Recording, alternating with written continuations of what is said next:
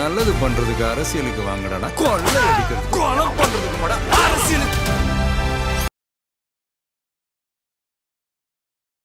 திருச்சியில் நீங்கள் போட்டியிடும் இனிக்கோ இருதயராஜ் தெம்பும் திராணியும் இருந்தால் ஒரு தொகுதியில நிற்க சொல்லுங்கள். பெரம்பூரை விட்டு விட்டு இங்க திருச்சி கிழக்குல என்னோட முதல் சொல்லுங்கள். சிறுபான்மையினர் வந்து எத்தனையோ பேர் அடிச்சாங்க, உதைச்சாங்க.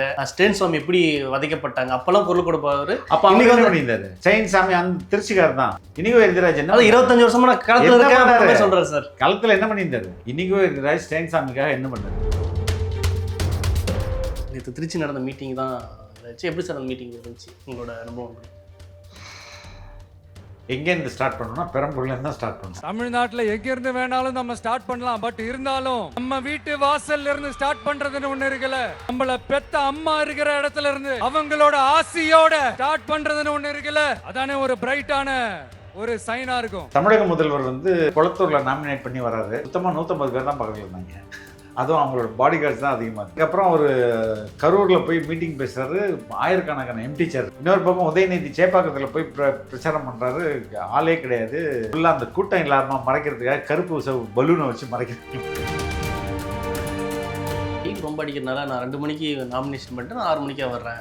சரி, அந்த மாதிரி கூட சில இதுக்கெல்லாம் ரைட்டு இருக்கு. அவ்வளோ பலூனு ஆள் இல்லையாங்க. அதே வெயில தானே எங்கள் தலைவரும் போகிறாரு. அப்போ எதுக்கு இருந்துன்னா மக்கள் செல்வாக்கை திமுக இழந்து விட்டது.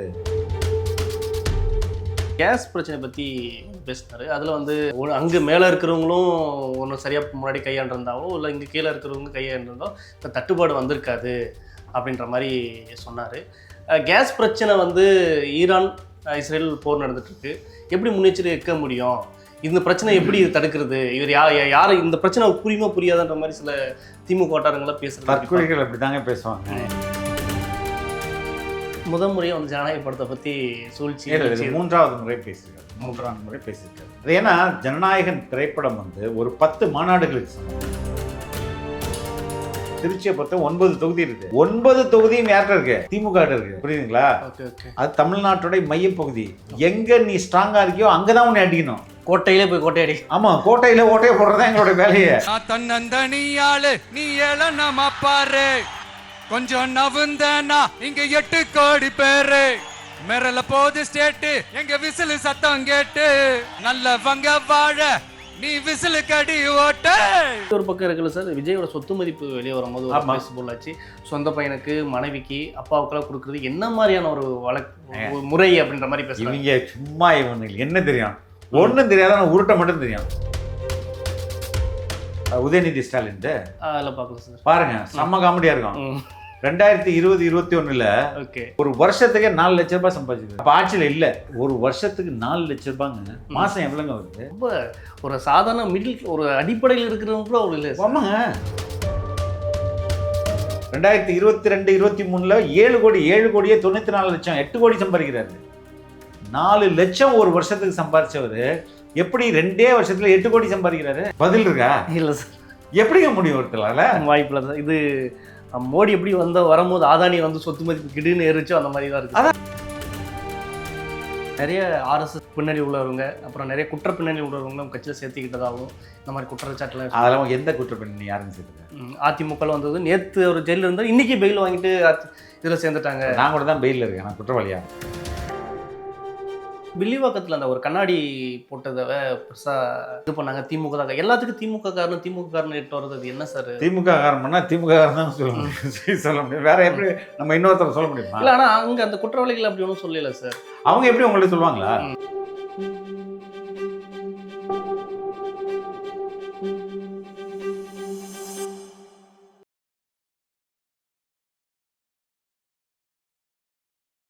கார் கண்ணாடி வாய்ஸ் நேயர்களுக்கு வணக்கம். இன்று நம்மோடு இருப்பார் ஃபெலிக்ஸ். வணக்கம் சார். வணக்கம் சார். இப்போ பார்த்தீங்கன்னா நேற்று திருச்சி நடந்த மீட்டிங் தான் இதாச்சு. எப்படி சார் அந்த மீட்டிங் இருந்துச்சு, உங்களோட அனுபவம் எப்படி? எங்கேருந்து ஸ்டார்ட் பண்ணணும்னா பெரம்பூர்லேருந்து தான் ஸ்டார்ட் பண்ணணும். சார் பெரம்பூர் சொல்லுங்கள் சார். பெரம்பூரில் ஸ்டார்ட் பண்ணும்போது மக்கள் பெரும் திரளாக இருந்தாங்க. பெரம்பூர் தானே, வாங்க குளத்தூர்னா, குளத்தூரில் போனால் பெரம்பூரோட ஜாஸ்தி இருந்தாங்க. ஏன்னா அது குளத்தூரே இப்படி பொங்கி வெளியுது அப்படின்னு பார்த்தா, அடுத்து போனால் திருச்சிக்கு போனால் குளத்தூரா, இங்கே பாரு இப்போ திருச்சி அப்படின்னு சொல்லிட்டு முழு மக்கள் வெள்ளம். இது ஒரு பக்கம். அந்த 3 லொக்கேஷன் நான் சொன்னல, இது ஒரு பக்கம். தமிழக முதல்வர் வந்து பெரம்பூரில் எங்கள் தலைவர் எப்படி வந்து பெரம்பூரில் நாமினேஷன் பண்ணாரோ அதே மாதிரி குளத்தூரில் நாமினேட் பண்ணி வர்றாரு. சுத்தமாக 150 பேர் தான் பக்கத்தில் இருந்தாங்க. அதுவும் அவங்களோட பாடி கார்ட்ஸ் தான் அதிகமாக இருந்தது. இது அதுக்கப்புறம் ஒரு கரூரில் போய் மீட்டிங் பேசுகிறாரு. ஆயிரக்கணக்கான எம்டி சேர் இருக்குது. இன்னொரு பக்கம் உதயநிதி சேப்பாக்கத்தில் போய் பிரச்சாரம் பண்ணுறாரு. ஆளே கிடையாது.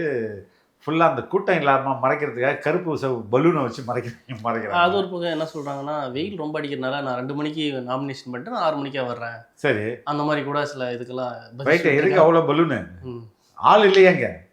அதே வெயிலில் தானே எங்கள் தலைவரும் போகிறாரு. அப்போ எதுக்கு இருந்துன்னா, மக்கள் செல்வாக்கை திமுக இழந்து விட்டது. மக்கள் வந்து விருப்பம் இல்லை, போதும் இந்த ஆட்சி, கொடூர ஆட்சி இதோட போகட்டும் அப்படின்னு ஒரு முடிவு கட்டிட்டாங்க அப்படின்றது தான் இது காட்டுது. அந்த விதத்தில் தவேக தலைவருக்கு திருச்சி மற்றும் சென்னை மற்றும் தமிழகம் எங்கும் ஒரு மிகப்பெரிய, பாண்டிச்சேரி உட்பட ஒரு மிகப்பெரிய எழுச்சியை நம்மளால் பார்க்க முடியுது. இதுவே தேர்தலுடைய முடிவை முன்கூட்டியே நமக்கு அறிவிக்குது. சார், இப்படி ஒரு பக்கம் கேஸ் பிரச்சனை பற்றி பேசினார். அதில் வந்து அங்கே மேலே இருக்கிறவங்களும் ஒன்றும் சரியாக முன்னாடி கையாண்டிருந்தாலும் இல்லை இங்கே கீழே இருக்கிறவங்க கையாண்டிருந்தோம் இந்த தட்டுப்பாடு வந்திருக்காது அப்படின்ற மாதிரி சொன்னார். கேஸ் பிரச்சனை வந்து ஈரான் இஸ்ரேல் போர் நடந்துட்டுருக்கு. எப்படி முன்னெச்சரிக்கை வைக்க முடியும்?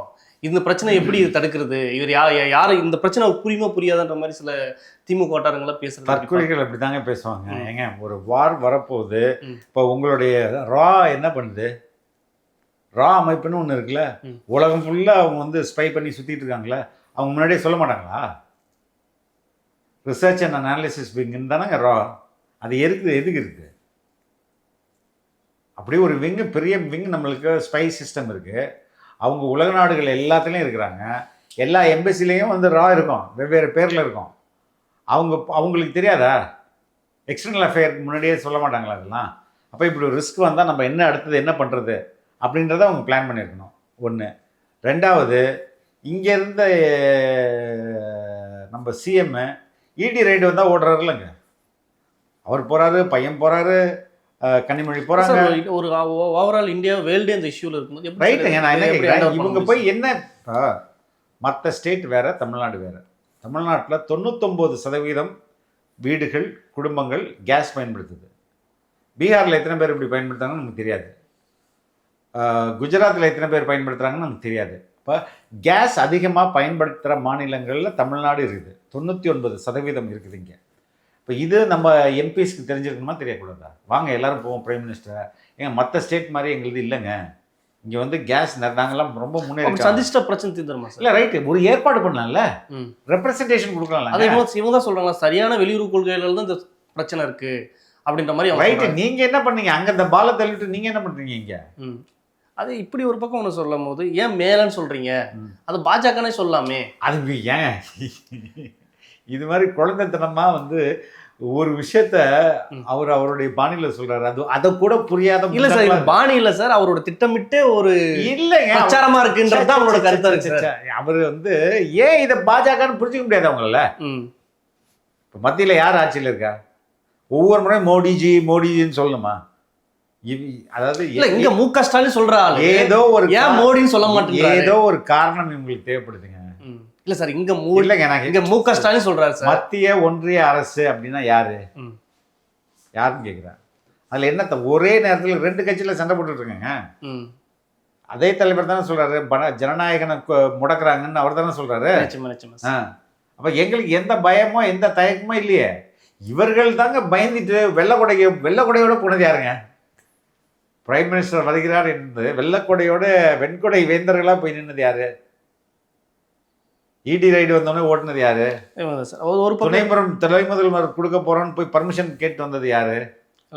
அப்போ சார், இவங்க ஒரு பக்கம் இருக்குல்ல, திருச்சியில் இங்கே ஒரு மந்திரி ஒருத்தர் இருக்காரு, வேலை வாங்கி தரதா சொல்லி நிறைய இதெல்லாம் பண்ணாருன்ற மாதிரி சொல்றாரு. நேரு தானே சொல்றாரு, ஓபிஎஸ் அவர் தான் சொல்றாரு. இல்லை, அப்போ எனக்கு கிழக்கு நிற்க போகிறது அது அப்படி அட்டாக் பண்ணுறதுனால அது தேர்தல் எடுபடுமா? இங்கே உண்மையை தானே சொல்கிறாரு. ஒரு வேலைக்கு, ஒரு ஜாபுக்கு 25 லட்சத்துலேருந்து 30 லட்சம், 35 லட்சம் விற்றுருக்காரு லிட்டரலாக. 150 பேரோ 180 பேரோ அரெஸ்ட் பண்ண சொல்லியும் இன்னும் அரெஸ்ட் பண்ணாமல் இருக்காங்க சார். என்ன காரணம் சார்? இந்த கவர்மெண்ட் எப்படிப்பட்ட கவர்மெண்ட்டுங்க? இப்போ ஈடியும் நான் அடிக்கிற மாதிரி அடிக்கிறேன், நீங்கள் அழுகிற மாதிரி அழுகுங்கன்னு சொல்ல வேண்டியது. ஏன் ஈடி என்ன சொல்லிச்சு தன்னுடைய லெட்டரில், நீங்கள் ஆக்ஷன் எடுக்கலைன்னா எஃப்ஐஆர் போடலைன்னா போலீஸ்க்கே இதில் உடனேன்னு நாங்கள் வந்து ஒரு ஐ திங்க் ராஜஸ்தான் ஏதோ ஜட்ஜ்மெண்ட்டை காட்டி அவங்க சொன்னாங்க. ஏன் இன்னும் வந்து போலீஸ் மேலே உடனே இவங்க கேஸ் போட வேண்டியதுதானே? ஏன் பண்ணல? அதனால இவர்கள் வந்து திருட்டில் கூட்டணி அப்படின்னா 2 பேரும் தான். சார் இப்படி கெஸ்ட் லெக்சரை பற்றியும் ஒரு இதில் முக்கியமாக 2000 பேருக்கு வேலை வாங்கி தரதா சொல்லி இல்லாமல் போனது அப்படின்ற. ஆனால் அது கெஸ்ட் லெக்சர் பற்றி சைடில் ஏதாச்சும் கொஞ்சம் வாய்ஸ் ரைஸ் ஆயிருக்கா சார்? கெஸ்ட் லெக்சர் எவ்வளோ போராட்டம் பண்ணாங்க? 15,000 பேரோ 16,000 பேரோ இருக்காங்க. எவ்வளோ போராட்டம் பண்ணாங்க சென்னையில்? அவ்வளோ போராட்டங்கள் பண்ணியிருக்காங்க. அது ஒன்றுமே இந்த அரசு பண்ணலையே. சம வேலைக்கு சம ஊதியம் அப்படின்னு சொல்லிட்டு சொன்னாங்க. ஒன்றும் இந்த அரசோடைய முழு கவனமும் கொள்ளையடிப்பதில் மட்டுமே. உங்களோட வீடியோவில் கூட ஒருத்தர் வந்து கமெண்ட்ஸ்லாம் மன உளைச்சல் இருக்கேன், நான் கெஸ்ட் லெக்சர் எனக்கு போடுறேன்னு சொன்னாங்க, போடவே இல்லை, தயவு செஞ்சு கேளுங்க பெலிக்ஸ் சார்கிட்ட கேளுங்க அப்படின்னு ஒரு 10 கமெண்ட் தொடச்சி ஒரு 10 பேர் போட்டிருந்தாங்க. இல்லை உண்மையிலே கெஸ்ட் லெக்சர் நிறைய பேர் நான் இன்டர்வியூ பண்ணியிருக்கேன். அவங்களோட ஆதங்கங்களை சொல்லியிருக்காங்க. நீங்கள் அவர் வந்துட்டு ஹெச்ஓடின்றவர் ஒருத்தர், அவர் கிளாஸ் எடுக்க மாட்டார். அந்த கிளாஸ் எல்லாம் இவங்க வேலை தள்ளுறாங்க. இவங்க பாதி வேலை அதாவது கொடுக்கப்பட்ட வேலையை விட பல மடங்கு அதிகமாக பார்க்குறாங்க. 15,000 ரூபாய் 16,000 ரூபாய் சம்பளம் வாங்கிட்டு எம்ஃபில் பிஹெச்டி இதெல்லாம் முடிச்சுட்டு, இது என்ன கொடுமை இது? உயர்கல்வி இப்படி இருந்ததுன்னா அவங்க எப்படிங்க அந்த மாணவர்கள் எப்படிங்க ஸ்டூடெண்ட்டை ப்ரொடெஸ்ட் பண்ணாங்க சார், எங்களுக்கு கெஸ்ட் லெக்சர் இல்லை, இது இல்லை அப்படின்ற ஸ்டூடெண்ட்டு பயங்கர இங்கே எஸ்எஃப்ஐ போன்ற மாணவர் அமைப்புலாம் தொடச்ச போராட்டி தான் இருக்காங்க. அதை பற்றி இவங்களுக்கு என்ன கவலை? டெண்டர் விட்டோமா, கமிஷன் வந்துச்சா, 30%, 40%, பணம் போயிச்சா, வெளில சேஃபாக வந்துருச்சா, அவ்வளோதான். இப்படி ஒரு பக்கம் முத முறையாக வந்து ஜனநாயக படத்தை பற்றி சூழ்ச்சி 3வது முறை பேசியிருக்காரு. 3வது முறை பேசியிருக்காரு. அது ஏன்னா ஜனநாயகன் திரைப்படம் வந்து ஒரு 10 மாநாடுகளுக்கு சமம். உண்மையே ஜனநாயகன் மூவி 10 மாநாடுகளுக்கு சமம். அதுதான் ஒரு எனக்கும் உங்களுக்கும் உள்ள அந்த பூர்வீக உறவு இன்னும் அதிகரிச்சிருமோன்னு பயந்துட்டு தான் அந்த படத்தை முடக்கிறாங்கன்னு சொல்லியிருப்பார். பார்த்தீங்களா? அந்த அளவுக்கு அந்த படம் ரொம்ப பவர்ஃபுல். ஒரு 10 மாநாடுகளுக்கு சமம். அந்த ஒரு தாவைக்காவோட ஒரு மாநாடே வந்து தமிழ்நாடு ஸ்தம்பிச்சிடும். அப்புறம் 10 மாநாடு பாருங்கள். நிச்சயமா சார். அதே சமயம் 5 முனை போட்டு 2 முனை போட்டுலாம் கிடையாது.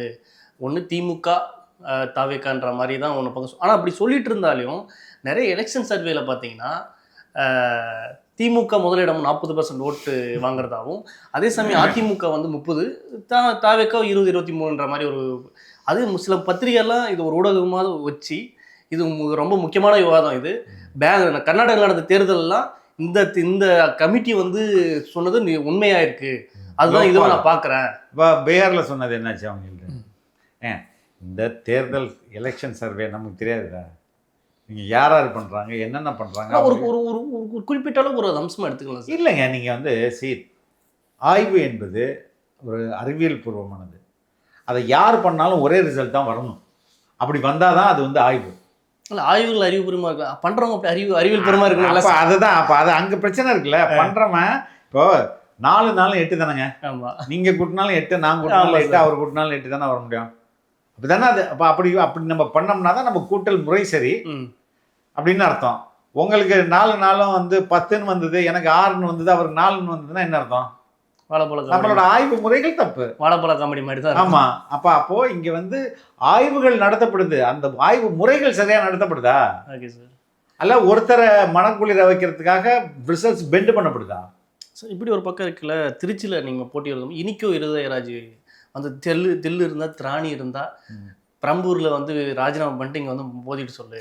சிறுபான்மையினர் வந்து எத்தனையோ பேர் அடித்தாங்க, உதைச்சாங்க, ஸ்டெயின் சாமி எப்படி வதைக்கப்பட்டாங்க, அப்பெல்லாம் குரல் கொடுப்பாரு. அப்போ இன்னைக்கு வந்து பண்ணியிருந்தாரு ஸ்டெயின் சாமி, அந்த திருச்சிக்காரர் தான். இனிகோ எதிராஜ் என்ன 25 வருஷமா களத்தில் சொல்றாரு சார். களத்தில் என்ன பண்ணியிருந்தாரு? இனிகோ எதிராஜ் ஸ்டெயின் சாமிக்காக என்ன பண்ணாரு? பார்லிமெண்ட்ல இவங்கெல்லாம் என்ன பண்ணாங்க ஸ்டெயின் சாமிக்கு? ஏங்க அவர் சும்மா கத்திட்டு இருக்காருங்க, மைனாரிட்டி கிடையாது. ஏன் 2 இடங்களை போட்டி போடுறாரு? திருச்சி தமிழ்நாட்டின் மையப்பகுதி, அது இன்னைக்கு சிறுபான்மையர் இருக்கிற இடத்துல நிற்கிறது காரணம். முடிச்சிடறேன். எங்கெங்க எப்படிங்க இந்த சிறுபான்மை இருக்குங்க? அங்கே 8 தொகுதி இருக்கு. திருச்சியை பொறுத்த 9 தொகுதி இருக்குது. 9 தொகுதியும் யார்கிட்ட இருக்கு? திமுக இருக்கு. புரியுதுங்களா? Okay okay. அது தமிழ்நாட்டுடைய மையப்பகுதி.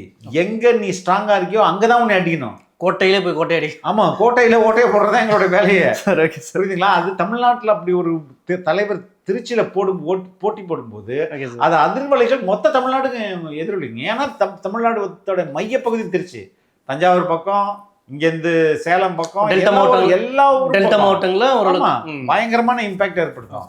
இங்க சென்னை தமிழகத்தின் தலைநகரம். 16 சீட்டு, இங்க 16 அசம்பிளி கான்ஸ்டியூன்சிஸ். சில பேர் பயம் கூட அது 16லையும் திமுக. ஓ, வட மாவட்டங்களுக்கும் 45 தானே சார்? இல்லைங்க, இங்க சென்னையில 16 தொகுதி இருக்குங்க, 16லையும் திமுகங்க. திருச்சியில 9 இருக்குங்க, 9லையும் திமுகங்க. அப்ப இது தலைநகரம், அது வந்து மைய நகரம். 2ல நீ ஸ்ட்ராங்கா இருக்கியா? 2லயும் உன்னை அடிக்கிறேன். இல்ல சார், இப்ப சென்னை போகணும் வட மாவட்டங்களும் எடுத்து 45 தொகுதியிலையும் உங்க பையஸ் வின் பண்ணிருக்காங்க. இல்லங்க, இங்க வந்து இம்பாக்ட் ஏற்படுத்தும்ல. தலைநகரை நாங்க பிடிக்கிறோம், நீ அங்கதானே ஸ்ட்ராங்கா இருக்க, உன்னை அடிச்சு ஓட விடுறோம், அவ்வளவுதான்.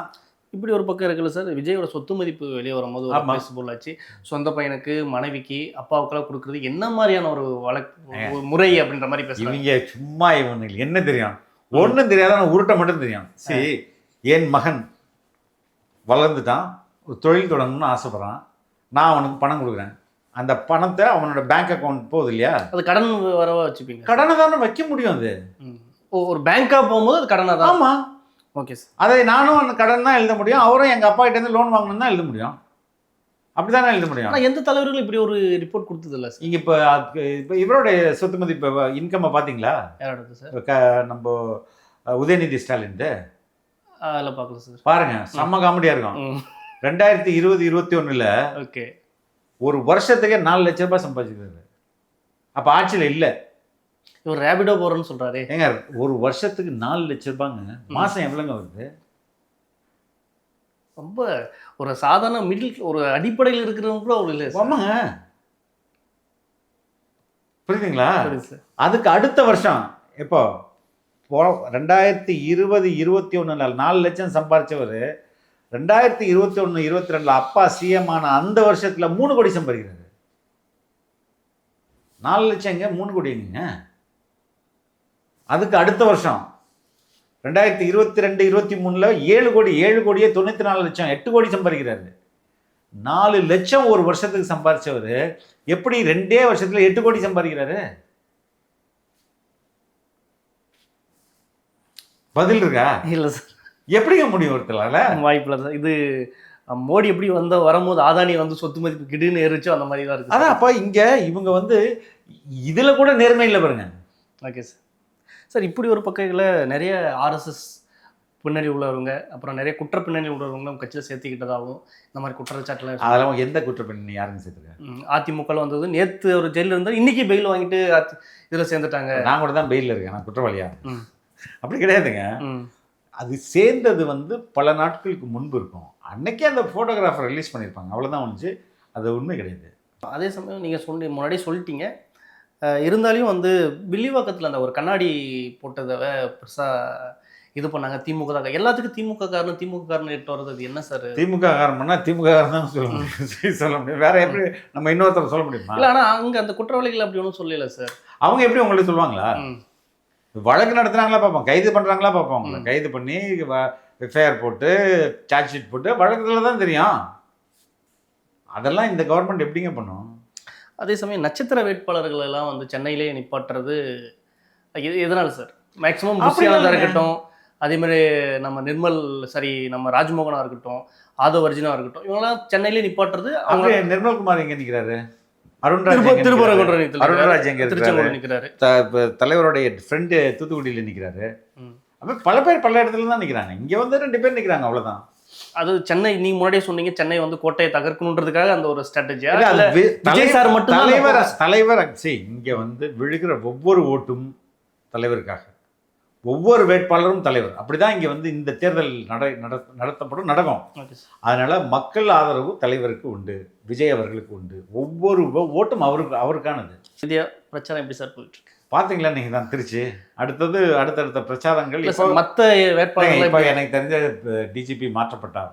உண்மையாக இனிமே எங்களுக்கு வந்து ஒரு முறையான காவல்துறை பாதுகாப்பு தரப்படும்னு நான் நம்புறேன். டிஜிபி மாத்தனால அப்படி சொல்றீங்க? ஆமா, பொறுப்பட்டி ஜீப் வச்சுட்டு ஓட்டியிருந்தவங்க தானே இவங்க. ஓகே. சந்தீப் ராய் ரத்தோர் நல்ல ஒரு அதிகாரி வந்திருக்கிறாரு. பாப்பா அவர் தன்னோட விருப்பு இல்லாமல் தன்னுடைய கடமை ஆற்றுவார். எங்களுக்கு இப்போ நல்ல பாதுகாப்பு தருவார். அது திருச்சியிலே நீங்கள் பார்க்க முடிஞ்சுது. Is good security given to us.